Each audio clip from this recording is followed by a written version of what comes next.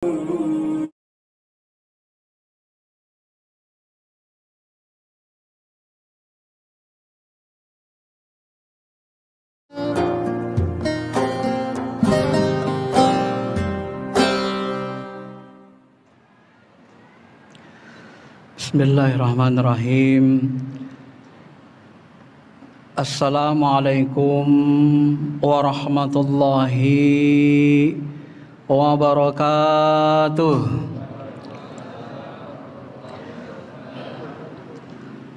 Alhamdulillahi rabbil alamin wal aqibatu lil muttaqin wa la udwana illa 'alal zalimin. Allahumma salli ala sayyidina sayyidil mursalin habibina syafi'ina wa maulana Muhammadin wa ala alihi wa sahbihi ajma'in, amma ba'd. Ma'asyiral muslimin, jamaah shaimin shaimat yang dirahmati Allah. Sebentar lagi kita akan meninggalkan bulan suci Ramadan. Ada tersisa 2 malam ganjil versi pemerintah.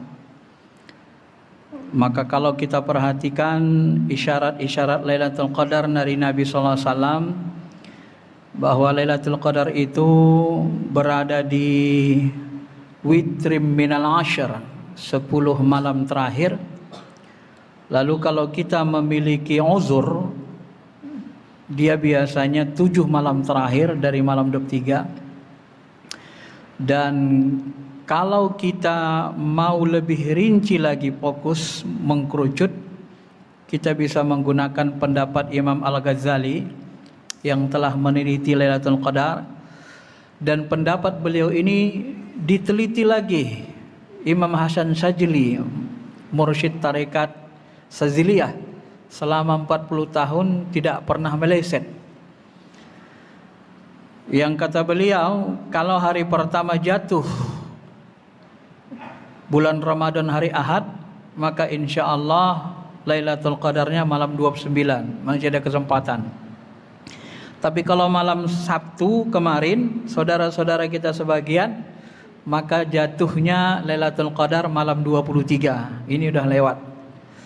Dan saya tidak akan mengatakan kepada Bapak Ibu Lailatul Qadar itu malam 23 atau malam 29. Sebab kalau saya katakan seperti menurut pemahaman guru saya, nanti Bapak Ibu takutnya kalau saya bilang malam 23 kemarin sudah lewat, malam 29 nanti Ibu Bapak Ibu tak lagi bersemangat untuk beribadah. Karena itulah perlu Allah dan Rasulnya merahasiakannya, ya. Tapi yang penting sebenarnya bukan hanya Lailatul Qadarnya saja. Ada satu hal yang agak sedikit langka saya dengar dibahas oleh ustadz-ustadz kita. Sebenarnya kalau kita mengkaji lebih dalam ajaran agama ini, ada satu hal yang bisa lebih utama dari perolehan Lailatul Qadar. Kalau Lailatul Qadar itu kita peroleh, itu lebih utama dari ibadah 83 tahun. Memang dalilnya jelas, Al-Quran, khairum min alfi syahr, lebih utama dari 1000 bulan, atau sekitar 83 tahun. Jadi kalau kita peroleh dia 10 tahun atau 10 kali seumur hidup, maka kita telah beribadah sebanyak 830.000 tahun. Sudah mendekati imbang-imbang dengan umat Nabi dahulu. Kalau ditambah lagi 20 kali kita menemukan Lailatul Qadar, maka sudah 1660 tahun kita beribadah. Ma'asyiral muslimin, jamaah yang dirahmati Allah Subhanahu wa taala. Nah, saya tidak membahas Lailatul Qadar lagi, hanya ringkas saja seperti itu. Yang saya fokuskan malam ini adalah membahas amalan yang bisa jadi lebih hebat dari Lailatul Qadar. Karena sebahagian mursyid-mursyid kami ada yang tidak terlalu memperhatikan Lailatul Qadar dengan anggapan karena mereka memiliki amalan-amalan yang lebih hebat dari Lailatul Qadar itu. Bahkan mereka sebahagian beranggapan Lailatul Qadar itu pahala sebesar itu bisa kita peroleh setiap malam. Hampir setiap malam bisa dijadikan Lailatul Qadar, tapi dalam tanda kutip. Maksudnya pahalanya sangat besar, begitu ya. Ma'asyiral muslimin, jamaah yang dirahmati Allah. Apa amalan itu? Amalan itu memang tidak berdasarkan ayat dan hadis sahih. Tapi begitupun saya akan menjelaskannya, kemungkinan ini amalan benar walaupun berdasarkan hadis lemah. Bahkan ada yang menyebutnya sebahagian hadis itu termasuk mungkar atau hadis maudhu. Apa amalan itu, ma'asyiral muslimin? Amalan itu adalah tafakkur. Banyak sekali hadis-hadis lemah yang mengatakan tafakkaru, bertafakur itu khairum min ibadah alpasanah. Tafakur itu bisa lebih baik daripada ibadah 1000 tahun. Hadisnya lemah ya. Ada lagi yang mengatakan tafakur itu lebih baik dari ibadah 60 tahun. Hadisnya juga lemah. Nah, tetapi sebahagian ulama-ulama besar kita mencoba memahamkan kepada kita, kenapa ada ungkapan seperti ini. Walaupun tak bisa kita pastikan itu dari Rasul karena kualitas sanadnya lemah, tapi dari sisi makna bisa kita telusuri kebenarannya gitu. Masih ada benarnya. Di mana benarnya, ma'asyiral muslimin? Syekh Abdul Qadir Jilani, ketika saya membaca salah satu kitab beliau menjelaskan ini, begitulah saya terus tersentak. Waktu dulu saya tidak terima, ini pasti hadisnya lemah. Tapi setelah beliau menjelaskan, kayaknya logis juga bahwa tafakur itu bisa lebih utama dari 1000 tahun.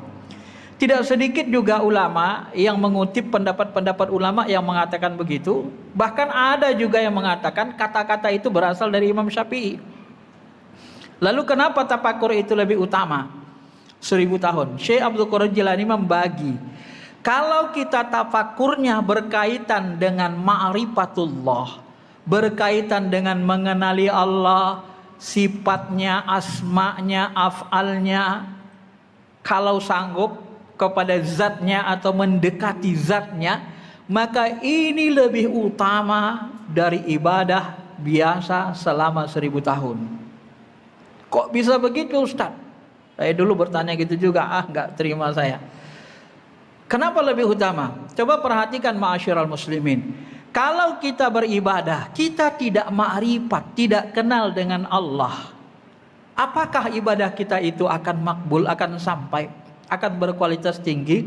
Walaupun kita ibadahnya 1000 tahun, belum tentu bisa mengalahkan ibadah 2 rakaat orang yang ma'rifat Allah.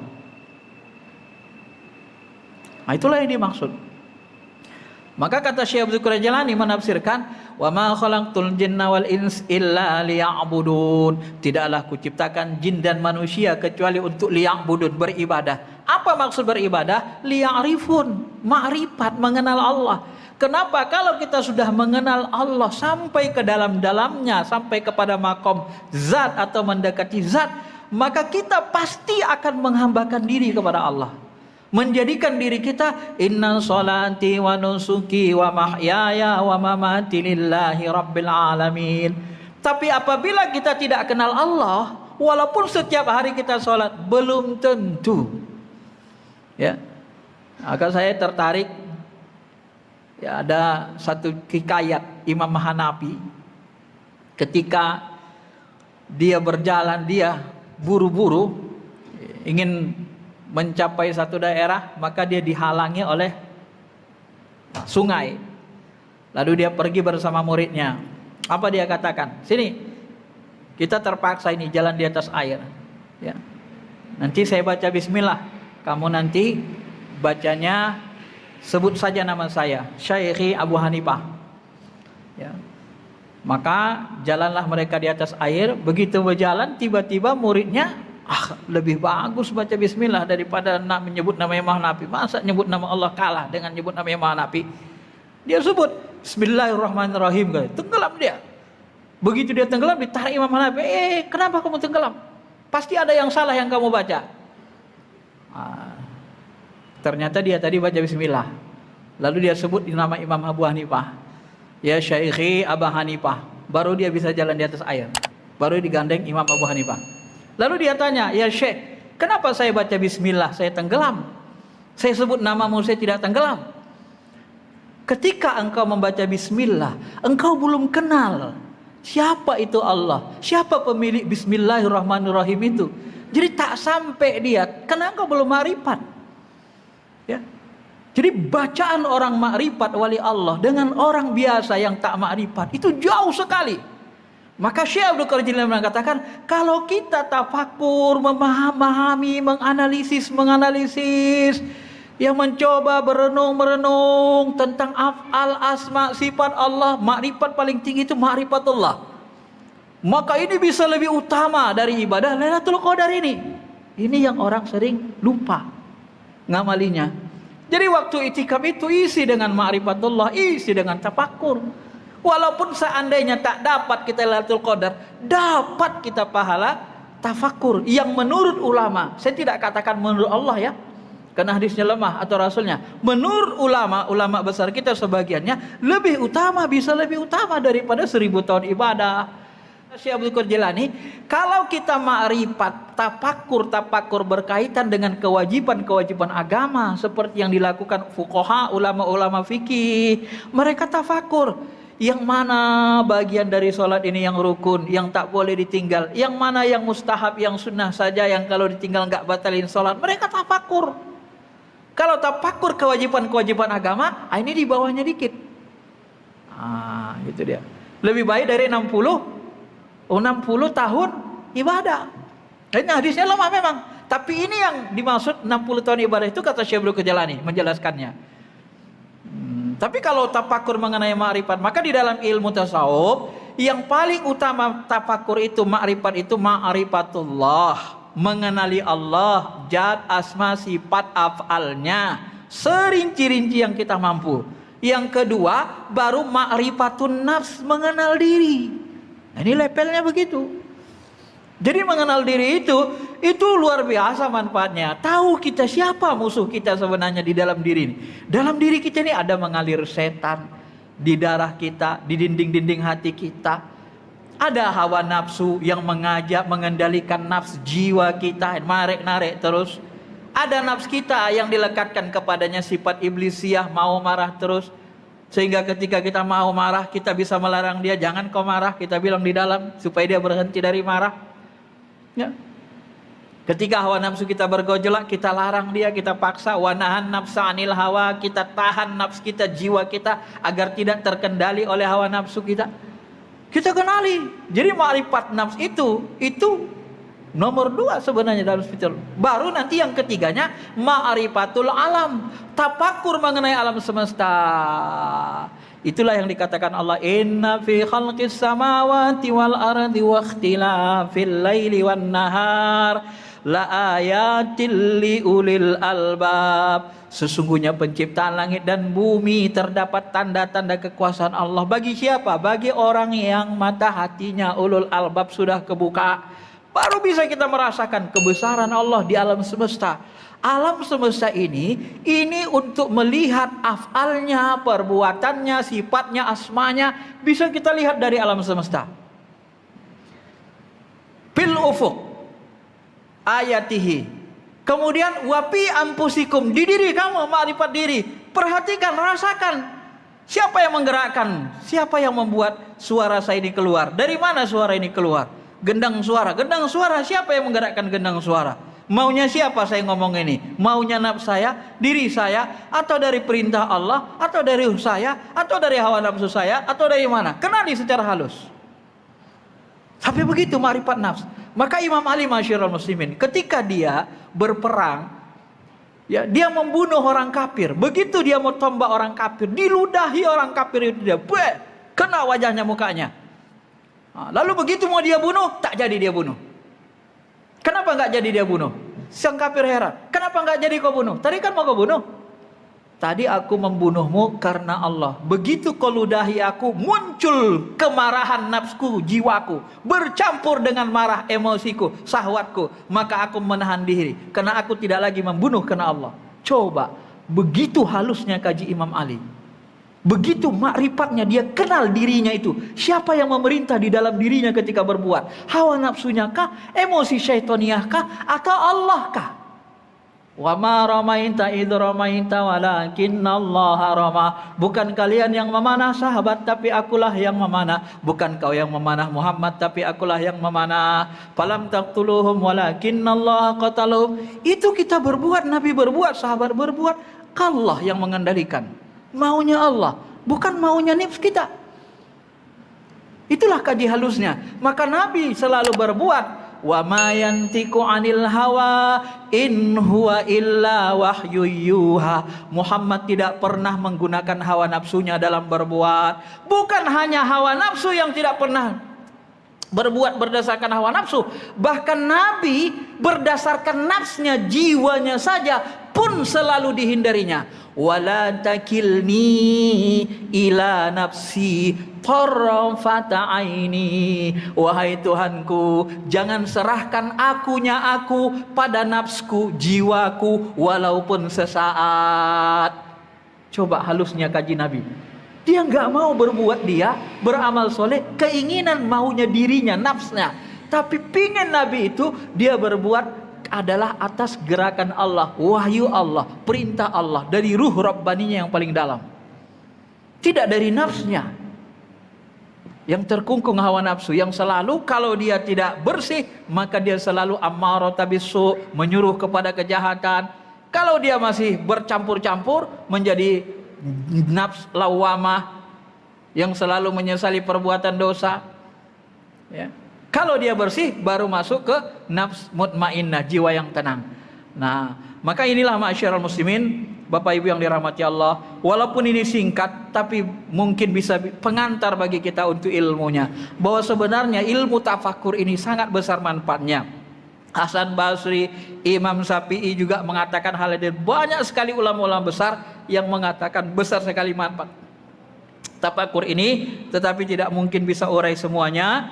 Yang jelas bahwa tafakur itu, kalau saya sendiri secara pribadi semakin paham saya kenapa Syekh Abdul Qadir Jilani mengatakan itu. Tafakur itu diakuinya walaupun matan, walaupun sanad hadis itu lemah, perawinya lemah, tapi matan isi hadis itu boleh jadi sahih. Kenapa? Karena kalau kita memakrifati Allah, kenal kita dengan Allah, itu amalan-amalan kita semuanya jadi makbul sampai ke Allah. Karena kita persembahkan kepada zat yang kita kenal. Tapi kalau kita persembahkan ibadah kita kepada Allah yang sendiri kita sendiri nggak kenal, bagi saya itu ibarat tukang pos. Dia mengantar surat, alamatnya nggak jelas. Mau kemana surat ini diantar? Udah dipegang ini surat. Ibadah sholat itu udah dilakukan, tapi nggak tahu di mana kearahkan. Ke yang mananya? Mana si Allah itu yang mau diarahkan ibadah itu? Kita nggak ngerti. Tak ada ilmu kita di situ. Maka menjadilah amal ibadah kita itu ngambang. Maka bismillah yang dibacakan murid Imam Hanafi menjadi tidak besar manfaatnya. Lebih besar manfaatnya menyebut nama Imam Abu Hanifah, orang makrifat. Itulah makanya orang tarekat itu banyak berwasilah kepada mursyidnya yang sudah makrifat. Dengan menyebut nama mursyidnya, dia terbantu. Dengan bersolawat kepada Nabi, langsung solawat Allah 10 kali kita peroleh. Begitu kita solawat kepada Nabi SAW, 10 kali Allah bersolawat. Bayangkan kalau kita salawat dengan orang biasa, nggak ada manfaatnya. Kenapa? Karena Nabi adalah ahlullah, ahli marifat yang paling tinggi yang tidak ada menempati atau menyamai makomnya Sayyidul Anbiya. Terima kasih. Assalamualaikum warahmatullahi wabarakatuh.